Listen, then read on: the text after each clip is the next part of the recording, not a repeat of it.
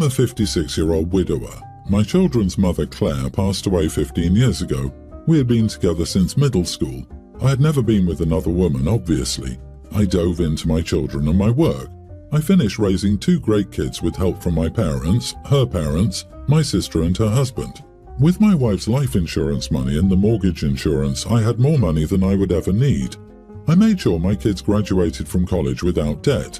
I also bought each of them an apartment near their school where they could live and make some money by renting the spare rooms to friends. My daughter still has hers, and she rents it out every year to kids going to that school. My son sold his apartment and made enough money to buy his and his family's house.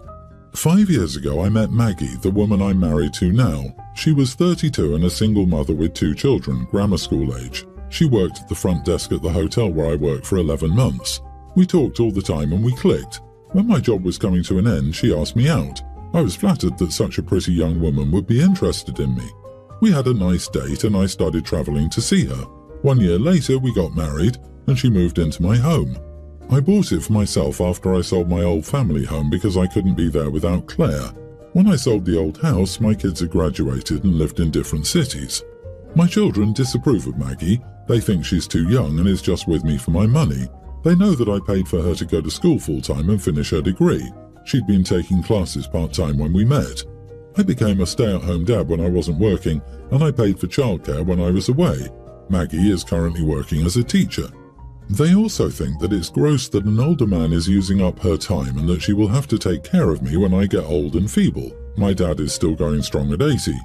I told them to mind their own business and let us be happy. They will not. They started saying some very rude things and skipping out on visiting me. They told my grandchildren they should not be friends with my stepkids. When we came to see them this last Christmas, my grandchildren said things I would not repeat, but I could tell they were saying things my kids had said. We left the gifts we brought and came home. I told my wife that I was sorry for my children's behavior and that I didn't think she was a gold digger. I was sick of their disrespect for Maggie and me. I stopped helping them with extra money. They're both debt-free to the best of my knowledge and have good careers. I just tended to do things like upgrade their vacations and big purchases.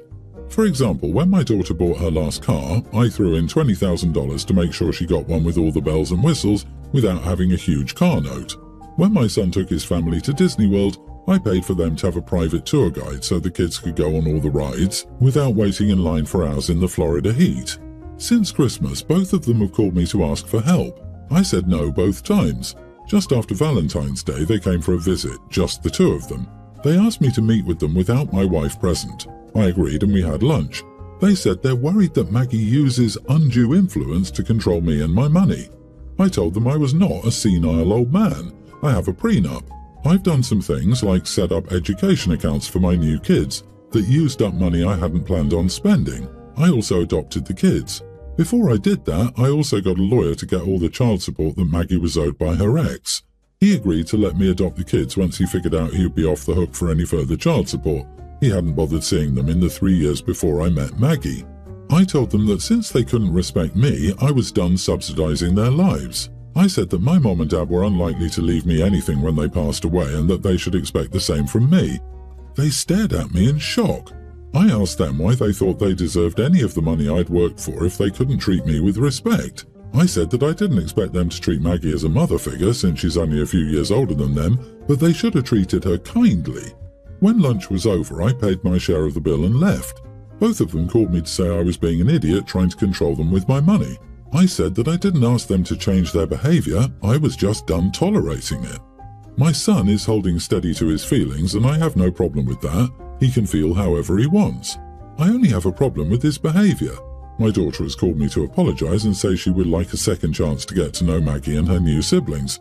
We'll get together in Mexico this summer when Maggie and all the kids are off school. My daughter and her husband are paying for their own flights and everything.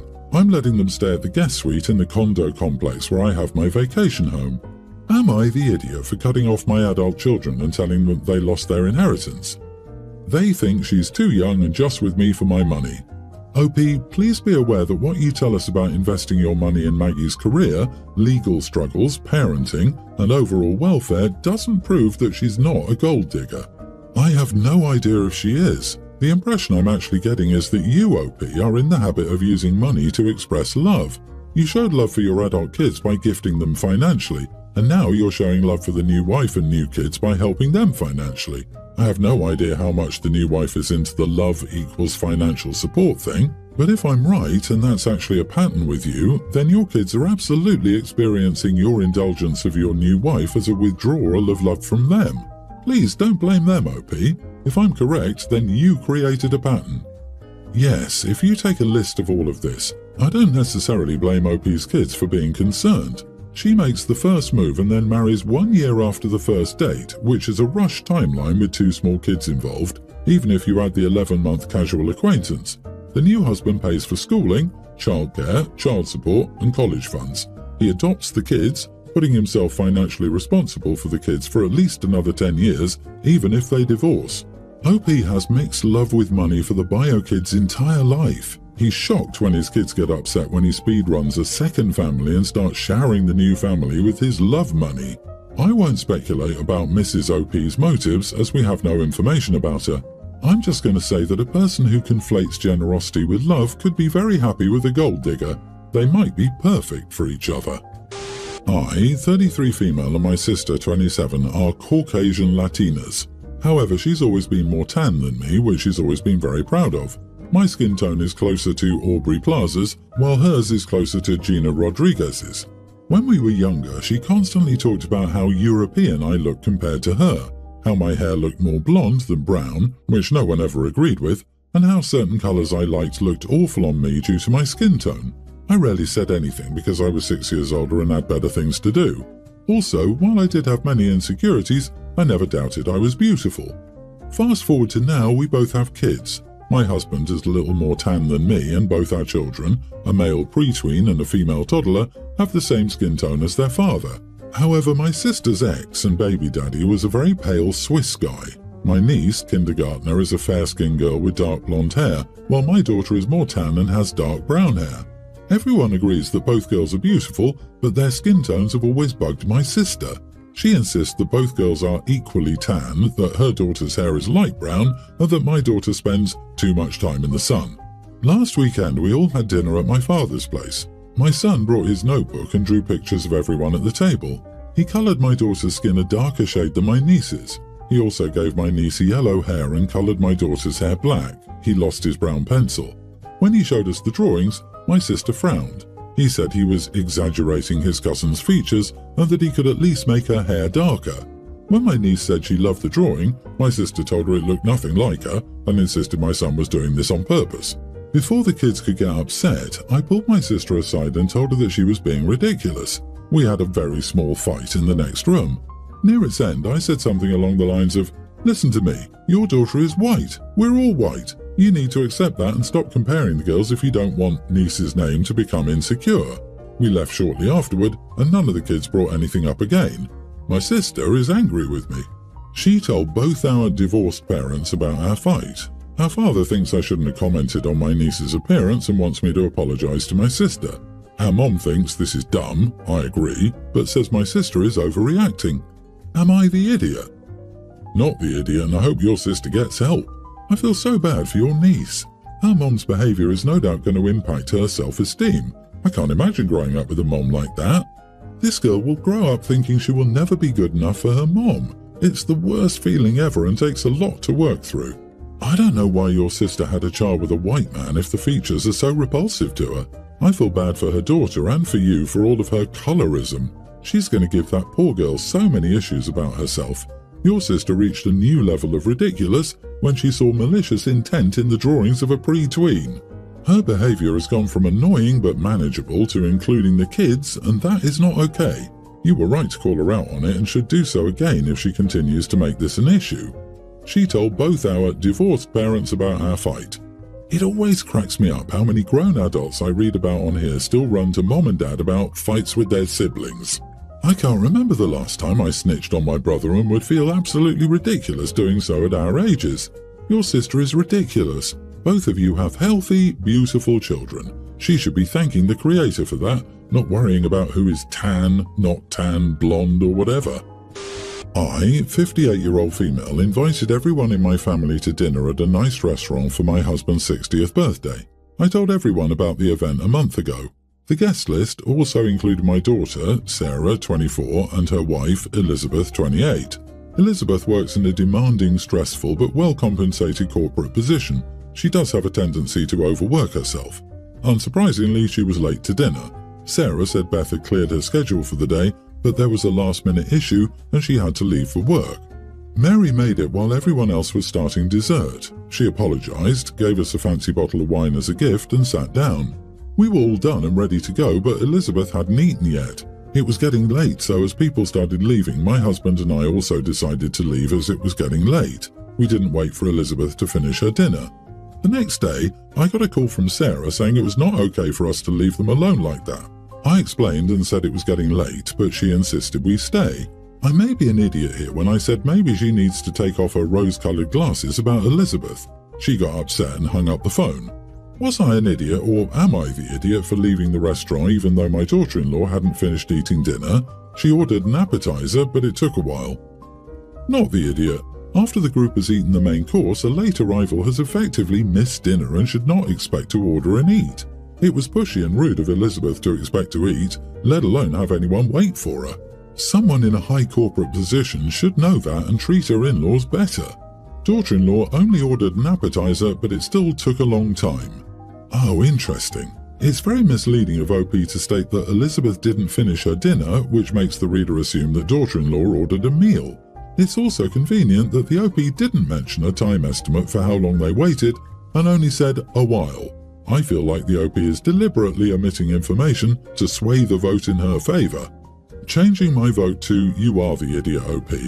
Exactly, dinner definitely makes readers think that a full meal was ordered, which is what I assumed. There was no reason that OP and her husband couldn't have waited until their daughter-in-law finished her appetizer. It would probably only have been an extra 5 or 10 minutes at most. Plus, even OP's language choice is inflammatory, telling the daughter to remove her colour glasses, which implies multiple problems. OP is intentionally vague to present herself in a better light. Definitely an unreliable narrator, and that rose-coloured glasses crack shows your underlying dislike of her daughter-in-law. I, 26 female, recently attended my friend Becca's 28 female bachelorette party in Paris. I had recently been diagnosed with an illness or disability that severely impacts my mobility and had led to considerable weight gain, making it difficult for me to look at myself in the mirror. I communicated this to the bride beforehand, explaining that I would participate in photos minimally because I'm struggling with self-image and serve as the designated photographer. Upon arriving in Paris, the planning did not account for my limitations. When I suggested using Uber or taking the metro for transportation and meeting everyone at each destination, I was met with accusations of being boring by the bride. I decided to suck it up and go through the walks. Despite enduring 2-hour walks and being left behind by the bridal party anyway, it again made me wonder why I was being made to put myself through pain when I would just be left behind and ignored. I wish I was kidding when I say taking photos of the bride would last around 5 hours. Whenever any of the bridal party would branch off to do anything other than take photos of the bride, like take phone calls or even run off to get food or drinks for the room, I think back to when I went to get some ice to ice my ankle as well, we'd be labelled as boring. The situation escalated when I was coerced into solo photos for Instagram, despite my protests due to body dysmorphia.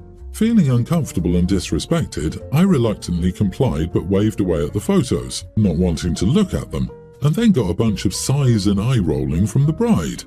We sat down to eat at a restaurant and we were made to go through photos while eating dinner, taking more photos. I nodded politely. I just wanted to sit, enjoy good food and talk, and again I was happy to take the photos.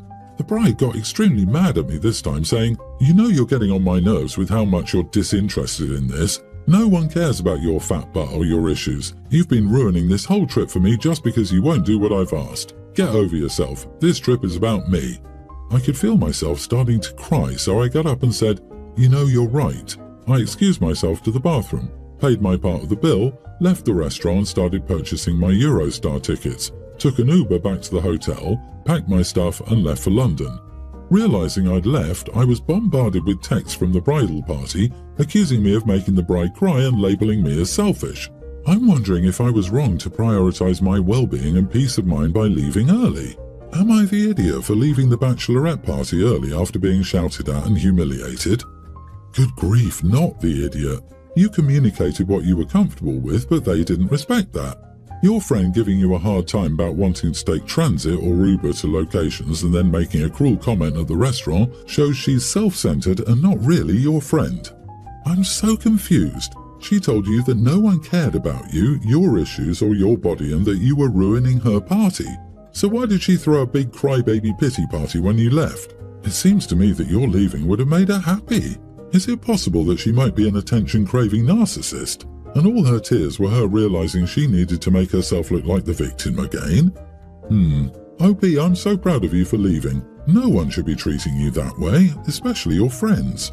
Screw these women, they sound horrible. Never speak to them again. Block every single one. I dropped from the wedding entirely. The event may be centered around her, but the world isn't. She needs to grow up. These are not your friends. You are so much better off. I'm sending you big, gentle hugs for what you're going through too. I understand how you feel about mirrors and pictures.